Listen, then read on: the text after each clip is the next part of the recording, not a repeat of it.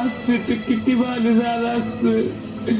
आपण दोघ किती आयुष्यामध्ये जगलो असतो. आता तू नाही तर मग किती एकटाच पडलो आई. नाही तर मला जन्म द्यायचं नव्हतं, नाही तर तुम्ही माझ्या जीवनात यायचं नव्हतं. मला असलं दम लागतो, मला इतकं त्रास होतो. तुम्हाला जवळ घ्यायची, डोकं मी हात फिरवायची, मला बरं वाटायचं का आई. आता कोण आहे का माहिती, हात लावतोय का डोक्यावर हात फिरवतोय का कोण.